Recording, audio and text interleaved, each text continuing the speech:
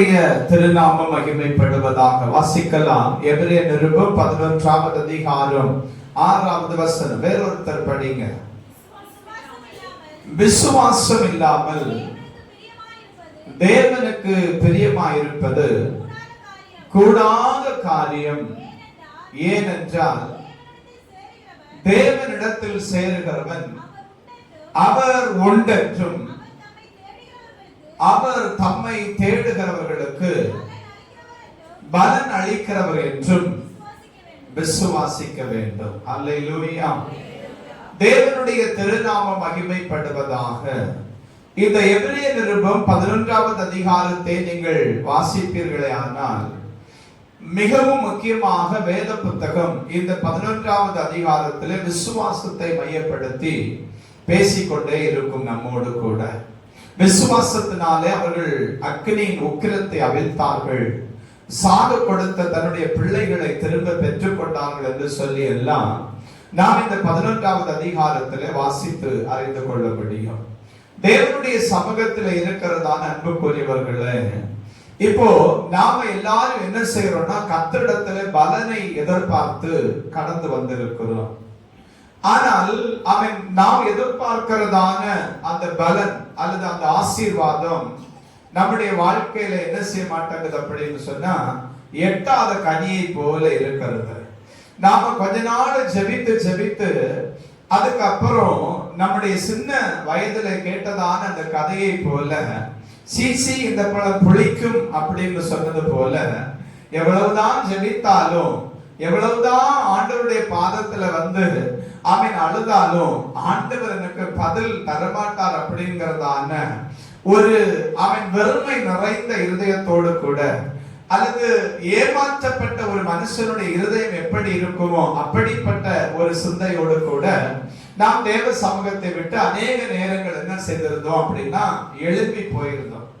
அதை கண்டுத்தான் ஆண்டவர் இந்த பிப்ரவரி மாதத்துல நமக்கு வாக்கு கொடுத்திருக்கிறாரு. விசுவாசம் இல்லாமல் தேவனுக்கு பிரியமாயிருப்பது கூடாத காரியம். அல்லேலூயா. விசுவாசிக்கிறவன் அவர் இன்னார் என்பதை என்ன செய்யணும் அப்படின்னா நன்றாய் அறிந்திருக்கிற மனுஷனாய் இருக்க வேண்டும். அல்லேலூயா. அல்லேலூயா. அப்போ ஆண்டவருடைய சமூகத்தில இருந்து நாம் கர்த்தரை ஆராதித்துக் கொண்டிருக்கிறோம். நம்மை அவன் ஸ்தோத்திரம் ஆண்டவர் ஆசீர்வதிக்கும்படி இந்த நாளில நம்முடைய மத்தியில வந்திருக்கிறார். இந்த மாதத்தின் முதல் நாளிலே அவர் நம்மை பார்த்து சொல்லுகிறதான ஒரு வார்த்தை, அவரை தேடுகிறதான நமக்கு அவர் பலன் அளிக்கிற மாதமாய் இந்த மாதம் மாறப்போகிறது. அல்லேலூயா. அவரை தேடுகிறதான நமக்கு பலன் அளிக்கிற மாதமாய் இந்த மாதமானது மாறப்போகிறது. எப்படி தேடுவோம் என்று சொல்லி நான் பிரசங்கிக்கும்படிக்கு கர்த்தர் எனக்கு செய்தியை தரவில்லை. அவன் ஸ்தோத்திரம் எதை செய்தால் பலனை நாம் பெற்றுக்கொள்வோம் என்பதை குறித்து பேசத்தக்கத்தான் ஆண்டவர் செய்தி எனக்கு தந்தார். நீங்கள் புரிந்து கொள்ள வேண்டும், பலன் தருகிற கர்த்தர் அல்லது பலன் அளிக்கிற கர்த்தர் என்று சொல்லிட்டாங்களே, அப்படியானால் எந்தெந்த பலனை ஆண்டவர் நமக்கு தரப்போகிறார் அப்படிங்கிறதான எதிர்பார்ப்பு எல்லாருக்குள்ளும் கடந்து வரத்தான் செய்யும். ஆனால் வாக்கு தத்தங்களை நமக்கு தந்திருக்கிறதான தெய்வம் இந்த வாக்கு தத்தம் நம்முடைய வாழ்க்கையில நிறைவேறத்தக்கதாக நாம் செய்ய வேண்டியதான காரியங்களை செய்யத்தக்கதாக இன்றைக்கு நம்மை உந்தி தள்ள வந்திருக்கிறார். அல்லேலூயா. அல்லேலூயா. ஆமென். ஸ்தோத்திரம். நீங்கள் ஒருவேளை சொல்லலாம், நான் சூரச் செடியின் அனுபவத்தோடு கூட தேவ சமூகத்திலே வந்திருக்கிறேன். ஆமென். ஸ்தோத்திரம். அப்படி வந்திருக்கிறதான உங்களுக்கு இன்றைக்கு பகல் காலம் ஒருவேளை போஜனம் தரப்படுகிறது. நீங்கள் ஆமென் திடனற்று போகாதிருக்கும்படி 40 நாட்கள் இரவு பகலாக அவன் தேவ மனுஷனானவன் ஒரே பெண்கிறதான கிறிஸ்துவின் பர்வதம் வரைக்கும் ஓடி போனது போல நடந்து போனது போல நீங்கள் இந்த நாளில் அவன் ஸ்தோத்திரம் நடக்கத்தக்கதான பலனை ஆண்டவர்களுக்கு தந்து உங்களை அனுப்ப போகிறார். அல்லேலூயா. அல்லேலூயா. அவன் ஸ்தோத்திரம். இந்த பலனை பெற்றுக்கொள்ளும்படி, உங்களுக்குரிய பலனை பெற்றுக்கொள்ளும்படி நீங்கள் கிறிஸ்துவின் பர்வதம் வரையிலும் கட்டாயம் ஓடித்தான் ஆக வேண்டும். சிலர் சொல்லுகிறார்கள், எவ்வளவுதான் ஜெபித்து பார்த்து விட்டேன், எவ்வளவுதான் என்னுடைய ஆவிக்குரிய வாழ்க்கையில அவன் ஸ்தோத்திரம் தேவனுக்கு பிரியமா வாழ்ந்து விட்டேன், அதனால எனக்கு என்ன பலன் கிடைச்சிச்சு? ஒரு பலனுமே கிடைச்சல. உலகத்தில் வாழ்ந்ததான நாட்களில் என்னுடைய இருதயத்தினுடைய எண்ணத்தின்படி, என்னுடைய மன விருப்பத்தின்படி, என்னுடைய கண்களின் காட்சியின்படி எல்லாம் நடந்தேன். அன்றைக்கெல்லாம் எனக்கு ஒரு குறைவும் இல்லாம அவன் ஸ்தோத்திரம் நான் ஆசீர்வதிக்கப்பட்டிருந்தேன். என்றைக்கு இந்த வேத புத்தகத்தை கையில் எடுத்தேனோ, என்றைக்கு பரிசுத்தமாய் வாழ வேண்டும் என்கிறதான எண்ணத்தை எனக்குள்ளே உருவாக்கி கொண்டேனோ, என்றைக்கு ஆண்டவரே என்னுடைய கண்களுக்கு கலிங்கம் போடுங்கன்னு சொல்லி ஜெபிக்க ஆரம்பித்தேனோ, என்றைக்கு என்னுடைய நாவை கர்த்தர் பரிசுத்தப்படுத்தும்படிக்கு நான் ஒப்பு கொடுத்தேனோ, என்றைக்கு என்னுடைய சிந்தையிலே அசுத்தம் வராதபடிக்கு தேவன் என்னை காத்துக்கொள்ள வேண்டும் என்று சொல்லி நான் ஜெபிக்க ஆரம்பித்தேனோ, அன்றிலிருந்து இன்று அளவும் இடித்து பிழியப்படுகிறதான ஒரு ஒலிவ பழத்தை போல நான் நசுக்கப்பட்டு கொண்டிருக்கிறேன். வேதனை என்னை நாளுக்கு நாள் புடைத்துக் கொண்டிருக்கிறதை தவிர என்னுடைய வாழ்க்கையில நான் எதிர்பார்த்ததான அந்த பலனை பெற்றுக் கொள்ள முடியாதபடிக்கு திக்கு தெரியாத ஒரு மனுஷனை போல, திசை தெரியாதபடிக்கு தவித்துக் கொண்டிருக்கிறதான ஒரு மனுஷனை போல நான் வனாந்திரத்தில் தவித்துக் கொண்டிருக்கிறேன் என்று சொல்லுகிற வார்த்தையின் சத்தமா இன்றைக்கு நீங்கள் தேவ சமூகத்தில் வந்திருக்கிறீர்கள். உங்கள் ஒவ்வொருவரையும் பார்த்து தான் ஆண்டவராக தேவன் சொல்லுகிறார், அவரை தேடுகிற உங்களுக்கு நிறைவான பலனை அவர் இந்த மாதத்தில் நிச்சயமாய் தருவார். அல்லேலூயா சொல்லுங்க பார்க்கலாம். அல்லேலூயா எல்லாரும் சொல்லுங்க. அல்லேலூயா. கரங்களை தட்டி கர்த்தரை மகிமைப்படுத்தலாம். எல்லாருமாய் சேர்ந்து கரங்களை தட்டி பரிசுத்த ஆவியானவரே, நீர் எனக்கு நிறைவான பலனை தரப்போவதற்காய் ஸ்தோத்திரம் சொல்லுங்க பார்க்கலாம். அல்லேலூயா. நிறைவான பலனை ஆண்டவர் நமக்கு தர நாம் செய்ய வேண்டியதான காரியம் என்ன? வாசிக்கலாமா? ஆமென். 1 கொரிந்தியர் வாசித்தவங்க அல்லாம வேற ஒருத்தர் அந்த வசனத்தை வாசிக்கணும். 1 கொரிந்தியர் 9வது அதிகாரம் 16-17 வசனங்களை நாம் வாசிக்க கேட்போம். சுவிசேஷத்தை நான் பிரசங்கித்து வந்தும் மேன்மை பாராட்ட எனக்கு இடமில்லை, அது என்மேல் விழுந்த கடமையா இருக்கிறது. சுவிசேஷத்தை நான் பிரசங்கியாதிருந்தால் எனக்கு ஐயோ, நான் உற்சாகமாய் அப்படி செய்தால் எனக்கு பலன் உண்டு, உற்சாகம் இல்லாதவனாய் செய்தால் பட்டிருக்கிறதே. அல்லேலூயா. அப்படியே மத்தேயு சுவிசேஷத்துக்கு திரும்புவோம். மத்தேயு சுவிசேஷம் கடைசி அதிகாரம், புதிய ஏற்பாடினுடைய முதல் புத்தகம், மத்தேயு சுவிசேஷம் கடைசி அதிகாரம் கடைசி 2 வசனங்களை வாசிக்கலாம். ஆகையால் நீங்கள் புறப்பட்டு போய் சகல ஜாதிகளையும் சீஷராக்கி பிதா குமாரன் பரிசுத்த ஆவி நாமத்தினால அவர்களுக்கு ஞான ஸ்நானம் கொடுத்து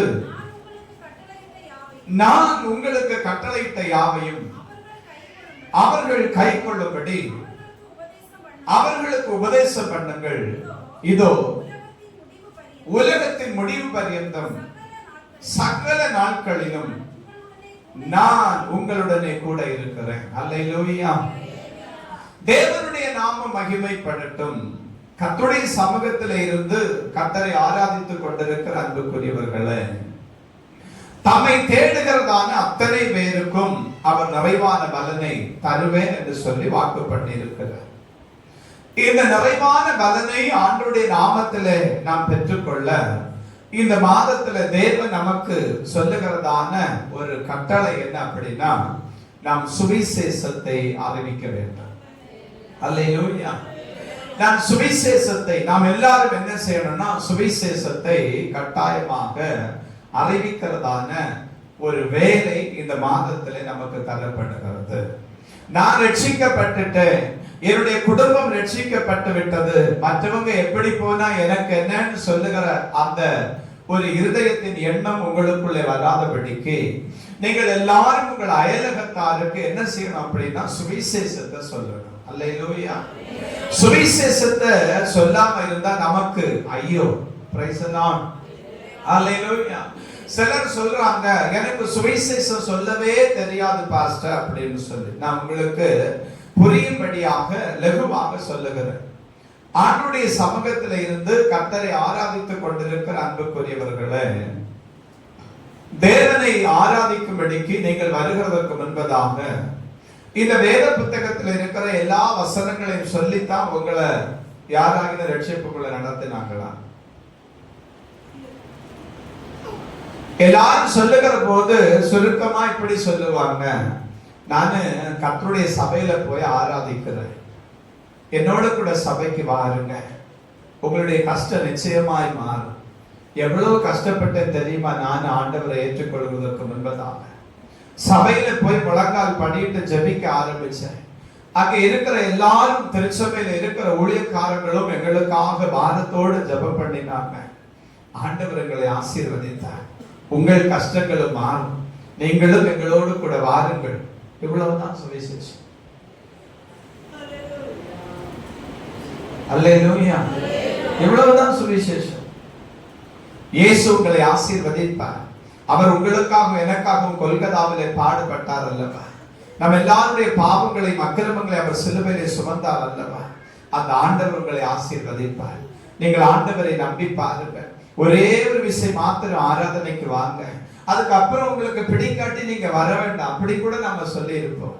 ஆண்டவருடைய சமூகத்தில் நீங்க வந்து பாருங்க, தேவன் உங்களை ஆசீர்வதிக்கிறாரா இல்லையான்னு பாருங்க அப்படின்னு சொல்லி நாம சொல்லுகிறது தான் சுவிசேஷம். நாம நினைக்கிறோம், எனக்கு வசனமே தெரியாது பாஸ்டர், நான் என்னத்தை சொல்லி அவங்களுக்கு கூப்பிடுறது?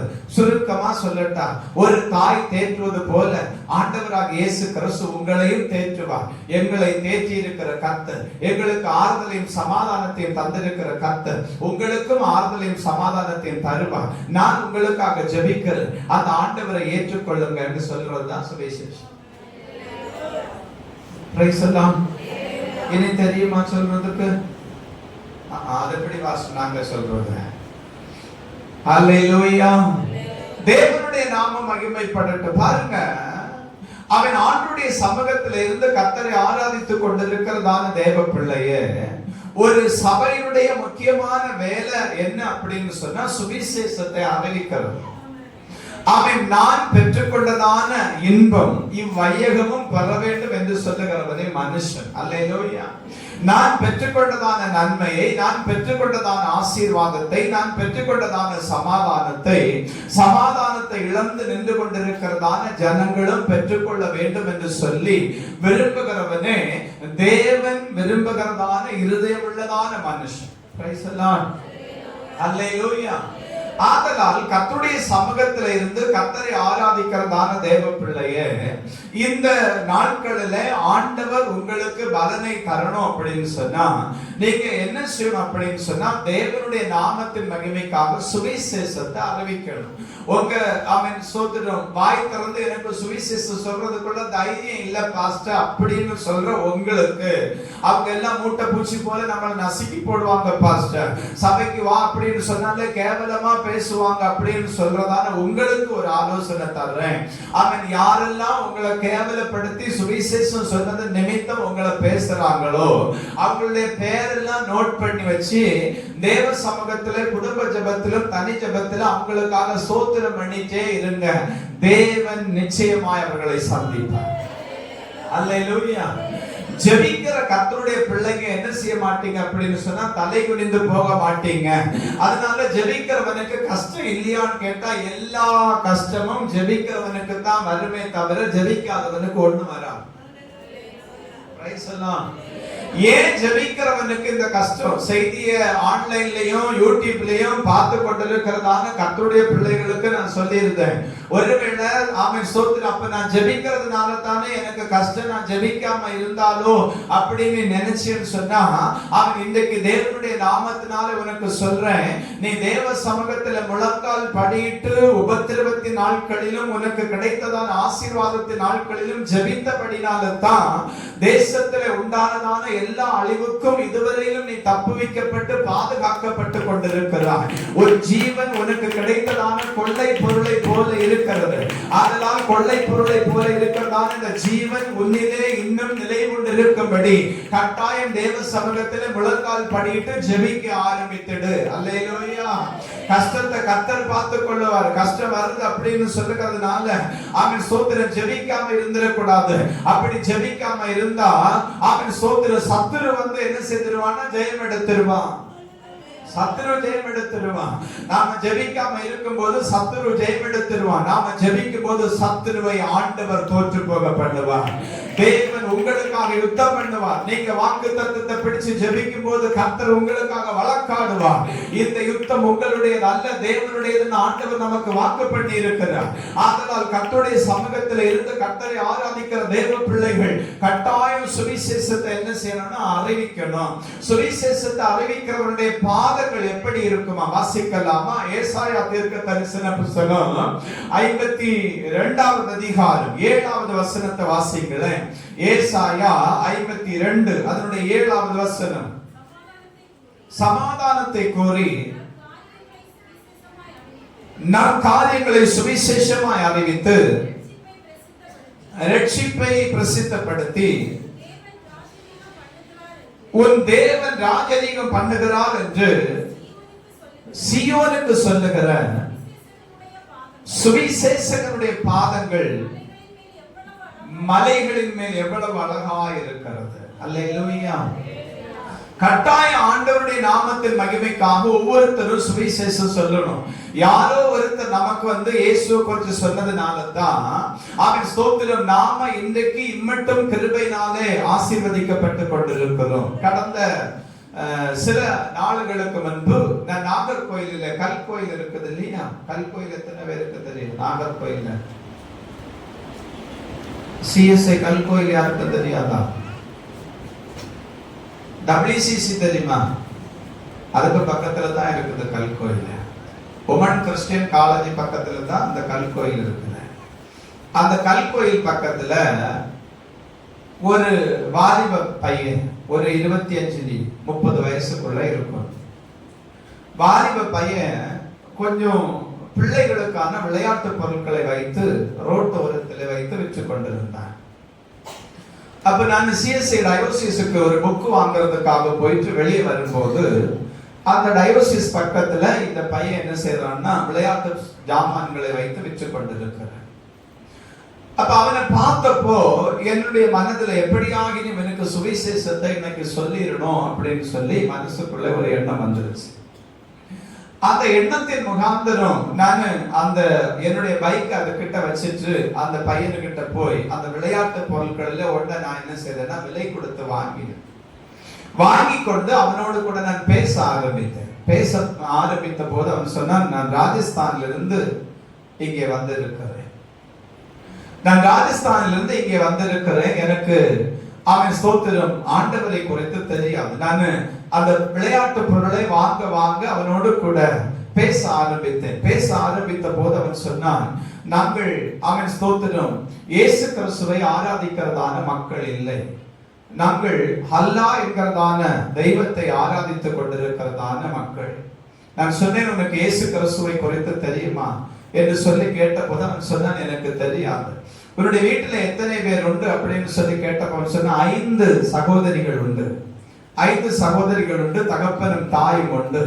எல்லாரையும் நான் விட்டு ஜீவனம் பண்ணபடி பிழைக்கும்படி அவர்களையும் பாதுகாக்க வேண்டும், அந்த சகோதரிகளையும் நான் வளர்த்து ஆளாக்கிட வேண்டும் என்பதற்காக நான் இவ்வளவு தூரம் பிரயாணப்பட்டு இங்கே தமிழ்நாட்டிலே வந்து நான் இந்த சிறு சிறு பொருட்களை விற்று கொண்டிருக்கிறேன். இதிலே கிடைக்கிறதான நன்மைகளை வைத்துத்தான் என்னுடைய குடும்பம் போஷிக்கப்படுகிறது என்று சொன்னேன்.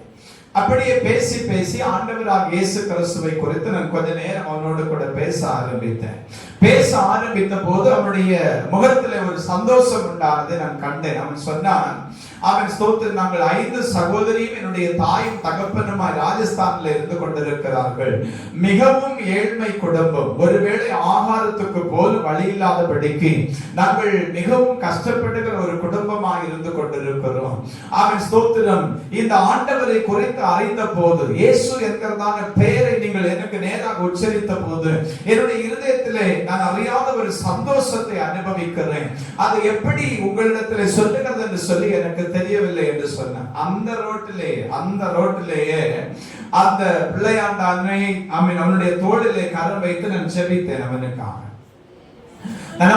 ஜெபித்து விட்டு இவனை இப்படியே விட்டால் சரியாகாது அப்படின்னு சொல்லி ஓடோடி சிஎஸ்ஏ டயோசிஸுக்கு கடந்து போய் எஸ்தரின் புஸ்தகத்தை வாங்கினேன். லகுவாக வாசிக்கும்படி ஒரு எஸ்தரின் புஸ்தகத்தை, யோசுவாவினுடைய ஒரு புத்தகத்தினுடைய ஒரு தொகுப்பையும் வாங்கி நான் அவனிடத்திலே கொடுத்து விட்டு சொன்னேன், முஸ்தபா, ஆண்டவராக இயேசு கிறிஸ்துவினுடைய வருகையிலே நான் நிச்சயமாக தேவனுடைய ராஜ்யத்திலே கடந்து வருவேன், நான் உன்னை பரலோகத்திலே பார்க்க வேண்டும் என்று சொன்னேன். அவன் சொன்னான், நிச்சயமாய் நான் பரலோகத்துக்கு வருவேன், என் ஆண்டவராக இயேசு கிறிஸ்துவை நான் ஏற்றுக்கொள்வேன். நான் அவனிடத்தில் சொன்னேன், அவன் ஸ்தோத்திரம், இந்த பொருட்களை நீ விற்றுக்கொண்டிரு, அதற்கு நான் தடை பண்ணவில்லை. ஆனால் மற்ற நேரங்களில், ஜனக்கூட்டம் இல்லாத நேரத்தில், ஜனங்கள் வராத நேரத்தில் நான் தந்திருக்கிறதான இந்த வேதத்தின் பிரதிகளை நீ ஒன்று வாசித்துப்பார், ஆண்டவர் நோடு கூட நிச்சயமாய் பேசுவார். ஒருவேளை நான் மறுபடியும் உன்னை பார்க்காமல் போகலாம், ஆனால் தேவன் உன்னை பார்க்கிறார் என்று சொல்லி அவனுக்கு சொன்ன போது அவனுடைய கண்கள் நிறைந்து கண்ணீர் வடிந்தது. அல்லேலூயா. அவனுடைய கண்கள் நிறைந்த கண்ணீர் வடிந்தது. அவனுக்கு சுவிசேஷம் சொல்லி அவனுக்காக ஜெபித்து விட்டு நான் கடைசியாக சொன்ன வார்த்தை, நீ ராஜஸ்தானுக்கு போகும்போது மறுபடியும் தேவன் உன்னை அந்த பட்டணத்திலே ஆசீர்வதிப்பார். அங்கே இருக்கிற யாதாகிற ஒரு சபையிலே போய், ஒரு ஜெப வீட்டிலே போய் நீ தேவனை மகிமைப்படுத்தி ஆராதித்துக் கொண்டிரு, வருகையில் நம் தேவராஜ்யத்திலே சந்திப்போம் என்று சொல்லு. அல்லேலூயா.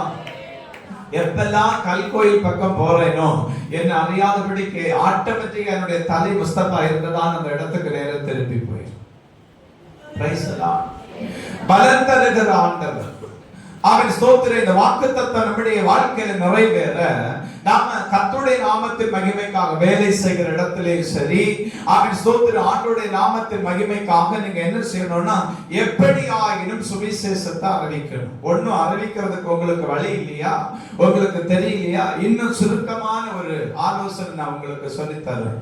வாக்குத்தத்த அட்டை இருக்கு இல்லையா, வாக்குத்தத்த அட்டை இருக்கு இல்லையா, அதுல ஒரு பேக்கெட் வாங்கிக்கோங்க. 175 ரூபாய்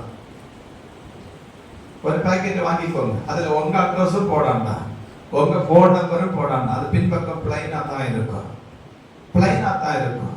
உங்களோடு கூட நேசமாய் பேசி பழகி கொண்டிருக்கிறதான சகோதரிகள் உண்டல்லவா, அண்ணமாருடைய சகோதரங்கள், ஃப்ரெண்ட்ஸுங்க உண்டல்லவா, அவங்கள்ட்ட ஒரு வசனத்தை கொடுத்து அவன் ஸ்தோத்திரம், தேவனுடைய நாமத்தின் மகிமைக்காக கர்த்தரை ஆசீர்வதிக்கும்படி நான் ஜெபிக்கிறேன், இந்த வசனத்தின்படியே கர்த்தரை ஆசீர்வதிப்பார் அப்படிங்கிறதான ஒரு வார்த்தையை சொல்லுங்க.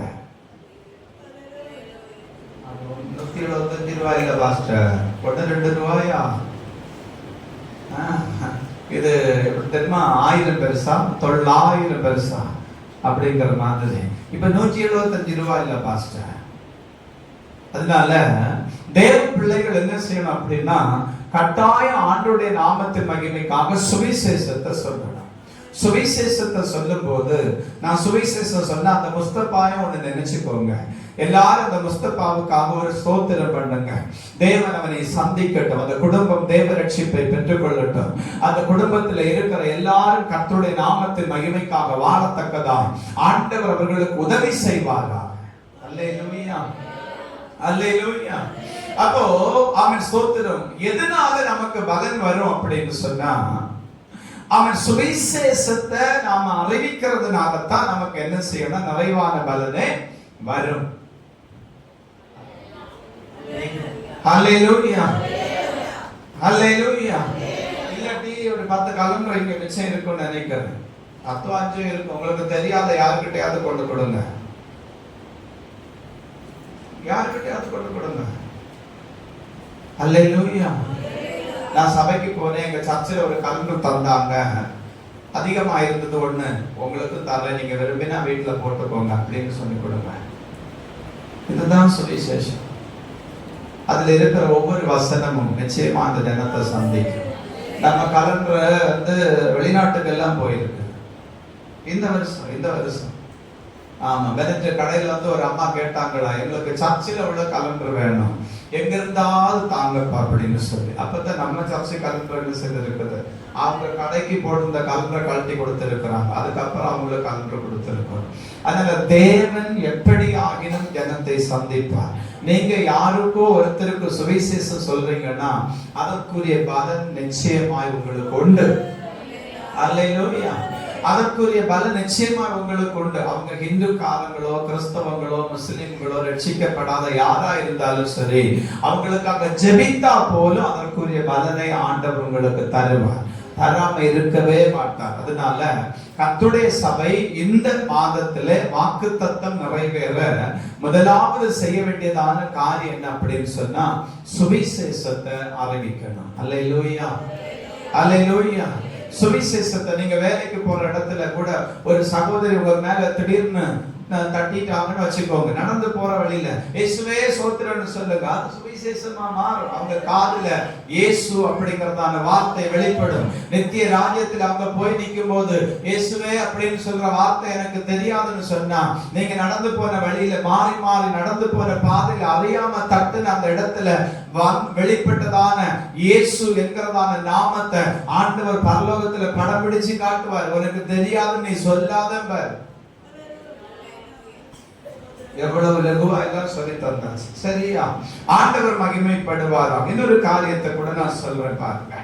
இரண்டாவதாக கர்த்தரை தேடுகிறவர்களுக்கு பலன் அளிக்கிறார். வாசிக்கலாமா? எஸ்ராவின் புஸ்தகம். வாசிக்காத ஒருத்தர் வாசிங்க. பைபிள் வாசிக்கல இன்னைக்கு அப்படிங்கிற ஒருத்தர் வாசிங்க. எஸ்ராவின் புஸ்தகம் 8வது அதிகாரம் 21, 22, 31 வசனங்களை குறிப்பு வைத்து வாசிங்க.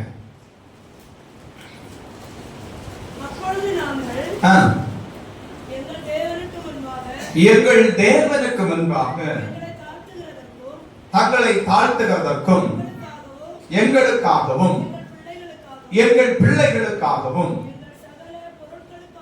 எங்கள் சகல பொருட்களுக்காகவும்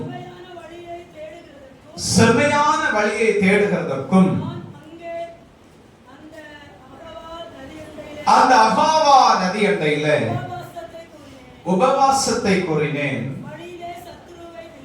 வழியிலே சத்துருவை விலக்கி எங்களுக்கு துணை செய்யும்படிக்கு. எஸ்ராவின் புஸ்தகம் 8வது அதிகாரம் வாசிங்கம்மா.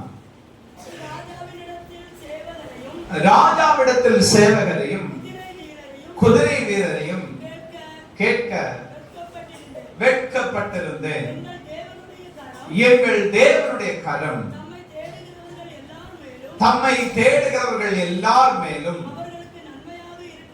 அவர்களுக்கு நன்மையாக இருக்கிறது என்றும் அவருடைய வல்லமையும் அவருடைய கோபமும் அவரை விட்டு விலகுகிறவர்கள் என்றும்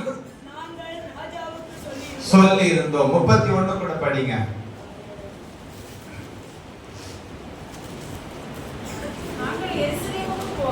நாங்கள் எருசலேமுக்கு போக 12ஆம் தேதியில அகாவா நதியை விட்டு பயணம் புறப்பட்டோம். எங்கள் தேவனுடைய கரம் எங்கள் மேலிருந்து வழியிலே சத்துருவின் கைக்கும் பதிவிருக்கிறவர்களின் கைக்கும் எங்களை தப்புவித்தது. அல்லேலூயா, அல்லேலூயா. இரண்டாவது, முதல்ல சுவிசேஷம் சொல்லணும். அதனால தேவனுடைய பலனை நாம பெற்றுக்கொள்ள முடியும். சுவிசேஷம் சொல்லாம இருந்தா கர்த்தருடைய ஆசீர்வாதத்தை நாம என்ன செய்ய முடியாதுன்னா பெற்றுக்கொள்ள முடியாது. இரண்டாவது, அவரை தேடுகிற யாவர் மேலும் அவருடைய கரம் நன்மையாய் இந்த மாதத்திலே இருக்கும். அதுதான் தேவன் உங்களுக்கும் எனக்கும் சபைக்கும் தருகிறதான பலன். அல்லேலூயா. அவரை தேடுகிறதுக்கு பாருங்க, எஸ்ராவோடு கூட சேர்ந்திருக்கிறதான இந்த கூட்டத்தின் ஜனங்களும் ராஜாவிடத்திலே தயவு கேட்கும்படிக்கு வெட்கப்பட்டிருந்தார். அவங்க என்ன செய்யறாங்க? தேவனை தேடுகிற யாவர் மேலும் தேவனுடைய கரம் நன்மையா இருக்கும் என்று சொல்லி நாங்கள் அறிந்திருக்கிறோம். அதனால ராஜாவிடத்துல போய் நாங்க என்ன செய்ய மாட்டோம்னா உதவி கேட்க மாட்டோம் அப்படின்னு சொல்லி தீர்மானம் பண்ணி அவன் அகாவா நதி அண்டையில உபவாசத்தை கோரினாங்க. அவங்க எங்க போறாங்க அப்படின்னா, எருசலேம் தேவாலயத்தினுடைய மதில் சுவரை மறுபடியும் கட்டும்படி, எருசலேமுக்கு நேராக பிரயாணம் பண்ணபடிக்கு ஆயத்தப்பட்டு கொண்டிருக்கிறதான இந்த ஜனம் எருசலேம் தேவாலயத்தினுடைய கட்டுமான பணிக்கான சகல உடைமைகளை பெற்றுக் கொள்ளும்படி ராஜாவிடத்திலே போய் உதவி கேட்கல. தேவ சமூகத்திலே காத்திருந்த போது ராஜாவின் இருதயத்திலே பரிசுத்த ஆவியானவர் கிரியை செய்ய ஆரம்பிக்கிறார். ராஜா அவன் நெகமியாவுடைய கரத்திலே, எஸ்ராவுடைய கரத்திலே ஆலயத்துக்கான கட்டுமான பணிக்குரிய சகலவற்றையும் கொடுத்து அனுப்புகிறார். அல்லேலூயா. அப்ப ஆண்டவருடைய சமூகத்துல இருக்கிறதான கர்த்தருடைய பிள்ளைகளை அவன் சோதனை ஒருவேளை நான் உதவி தேடி போகலாம், அவன் என்னுடைய பிள்ளைகளுடைய காரியமாக யாரிடத்தில் ஆகிலும் உதவி தேடி நான் போனா எனக்கு ஒரு ஆசீர்வாதம் கிடைக்கும் என்று சொல்லுகிறதான எதிர்பார்ப்பு உங்களுக்கு உண்டானால் இன்றைக்கு அவன் அந்த மனுஷிய எதிர்பார்ப்பை உங்களை விட்டு தூரப்படுத்தி விடுங்கள். ஏனென்றால் உங்கள் பிள்ளைகளை உங்கள் பெற்றெடுத்த நாள் துவங்கி இந்நாள் வரையிலும் உங்கள் பிள்ளைகளுக்கான யாதொரு காரியத்துக்காகவும் நீங்கள் எந்த ராஜாவுடைய சமூகத்திலும் தயவு கேட்டு நீங்கள் நிற்கவில்லையே. உங்களுக்கு வேண்டியது, உங்கள் பிள்ளைகளுக்கு வேண்டியது, உங்கள் குடும்பத்திற்கு வேண்டியது, உங்கள் திருச்சபைக்கு வேண்டியது, உங்களுக்கு வேண்டியது எல்லாவற்றையும் நீங்கள் தேவ சமூகத்திலே கேட்டுத்தானே பெற்றுக் கொண்டீர்கள். ஏன் இப்படிப்பட்டதான நினைவுகள் நமக்கு வந்துவிட்டது என்று சொல்லி கேள்வி எழுப்பி நாம் இல்லாதபடி நமக்குள்ளே வந்ததான மனுஷிக எண்ணங்களை நாம் இயேசுவின் நாமத்தினாலே கடிந்து கொண்டு மறுபடியும் தேவ சமூகத்தில் அமர்வோம். தேவன் நமக்கு நிச்சயமாய் பலனளிப்பார். ஹalleluya, ஹalleluya. யாராகிலும் எனக்கு உதவி செய்ய மாட்டாங்களா அப்படின்னு சொன்னா நான் ஒன்னு சொல்றேன், அவன் ஸ்தோத்திரம். உங்களை போல சுத்த இருதயத்தோடு உங்கள் பிள்ளைகளை நேசிக்கிறதான ஒருத்தர் நீங்க காட்டுங்க.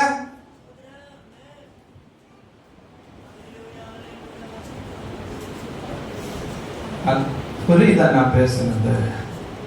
அப்ப காட்ட முடியலையே. அப்ப ஏன் மனுஷன்கிட்ட போய் நம்ம உதவி கேட்கணும்? ஏன் ஒரு அதிகாரி இடத்துல போய் நம்ம உதவி கேட்கணும்? நம்முடைய பிள்ளைகளுக்கு வேண்டியதான உதவியை, நம்முடைய பிள்ளைகளுக்கு வேண்டியதான ஆசீர்வாதத்தை, நம்முடைய பிள்ளைகளுக்கு வேண்டியதான நன்மையை அவன் ராஜாதி ராஜாவாக இயேசு கிறிஸ்துவின் பாதத்திலே பெற்றுக் கொள்ளுகிற அவன் அந்த இருதயம் நமக்குள்ளே வரட்டுங்க. அப்படிப்பட்டதான இருதயம் நமக்குள்ளே உண்டாகும்படி அவன் நாம கர்த்தரை தேடுவோம். நாம் தேவ சமூகத்தில் உபவாசித்து ஜெபிக்க ஆரம்பிப்போம். அல்லேலூயா, அல்லேலூயா. நான் உபவாசம் அப்படின்னு சொன்ன உடனே நான் கடந்த வாரத்திலே பிரசங்கித்தது போல தேவ சமூகத்தில் இருந்து கர்த்தரை ஆராதித்துக் கொண்டிருக்கிற கர்த்தருடைய பிள்ளையே, உன்னை நீ தனிமைப்படுத்தி கொண்டு தான் உபவாசிக்கணும். உன்னை நீ தனிமைப்படுத்தி கொண்டு தான் உபவாசிக்கணும். அல்லாம என்ன செய்யக்கூடாதுன்னா உபவாசிக்க கூடாது. உங்கள் காரியங்கள் எல்லாவற்றையும் ஒதுக்கி வைத்து விட்டு ஒரு நாள் போதும், காலையிலிருந்து சாயந்தரம் வரைக்கும் போதும். அதிகாலையில உங்கள் பிள்ளைகளுக்கு வேண்டியதான எல்லா காரியங்களையும் செய்து விட்டுட்டு உங்க பிள்ளைகிட்ட முந்தின நாளே சொல்லிருங்க, அம்மா காலையில 6 மணில இருந்து சாயந்தரம் 6 மணி வரைக்கும் தேவ சமூகத்தில் அமரும்படிக்கு தீர்மானித்து இருக்கிறேன். நீங்க உங்களுக்கான எல்லா ஆகார பதார்த்தங்களும் செய்து வைக்கப்பட்டிருக்கு. எடுத்துட்டு ஜெபம் பண்ணிட்டு வேலை வாசித்துட்டு அமைதியா ஸ்கூலுக்கு போய் சாயந்தரம் நீ வரும்போது உனக்கு என்னென்ன தேவை எல்லாம் டேபிள் இருக்கு, எடுத்து தின்னுட்டு அமைதியா உட்கார்ந்து 6 மணிக்கு மேல அம்மா கிட்ட பேசினா 6 மணிக்கு மேல அம்மா வந்து உங்களை என்ன செய்வேன், என்ன இப்படி பாக்குறியா, அது எப்படி பாஸ்டர், நாங்க வண்டிக்கு சத்தம் கேட்கறதுக்கு முன்னாடியே கேட்டுக்கு ஓடுற ஆளுகள் ஆக்குறோம். எங்கள்கிட்ட போய் எல்லாத்தையும் தனிமைப்படுத்திட்டு உட்காருன்னு சொல்றீங்களே.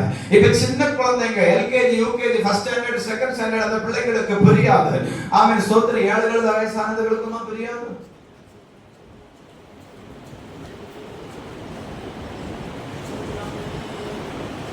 அல்லேலூயா. இந்த 2 காரியத்தை நான் முடிக்கிறேன்.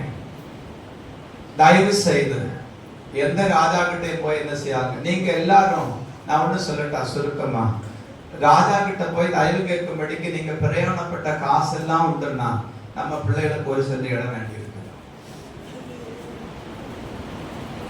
அதனால பரலோக ராஜாவிடத்துல தயவு கேட்கும்படி, அவர் உங்களுக்கு பலன் அளிக்கும்படி தேவ சமூகத்தில் அமர்ந்திருங்கள். கர்த்தர் உங்களை ஆசீர்வதிப்பார்.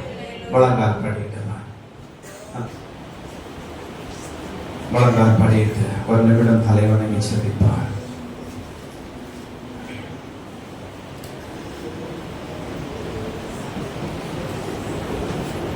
தம்மை தேடுகிறவர்களுக்கு பலனளிக்கிற கர்த்தர்.